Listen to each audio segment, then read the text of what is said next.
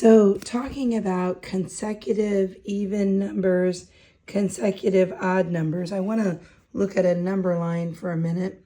I want you to notice that when you look at the even numbers, those are two steps apart.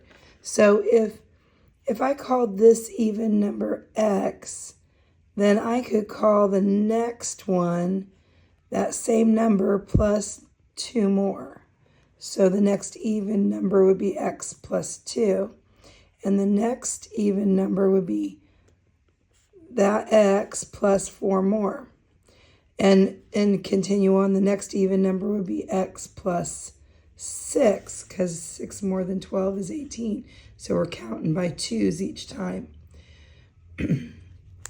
Well, interestingly, and it kind of hurts our brains to think about it sometimes, but odd numbers, notice if I start at 11 here, how far away is the next odd number? It's also 2 steps away. In fact, 13 is 2 more than 11, so if 11 is x, then 13 is x plus 2, and 15 is 2 more, so x plus 4, and then x plus 6.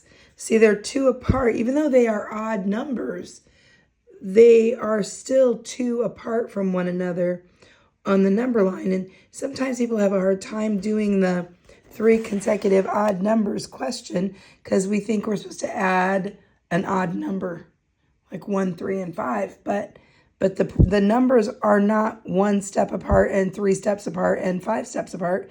They're actually by 2s. It's 2 steps from 11 to 13, 2 steps from 13 to 15.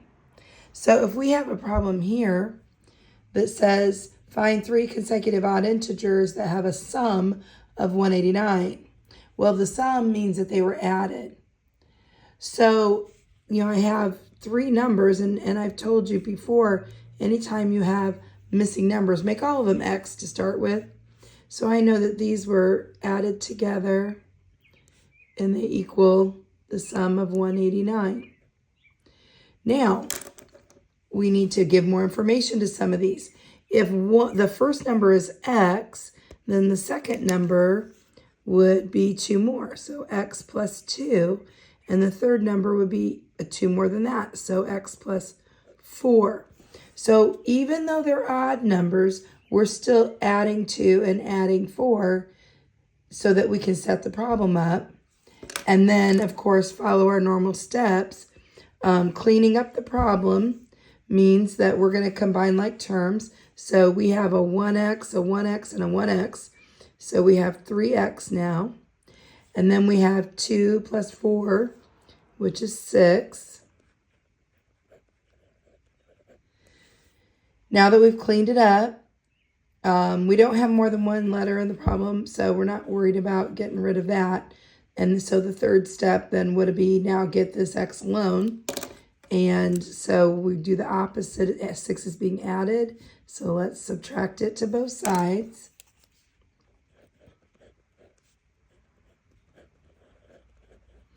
And then to get x alone, it's being multiplied by 3. So we'll do the opposite. That's divide by 3.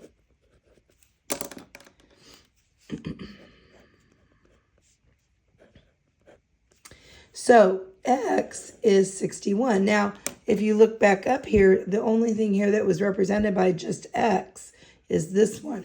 So just plain x is 61. But now that tells us what to put in here. 61 plus 2. And 61 plus 4. So now we know the 3 consecutive odd integers.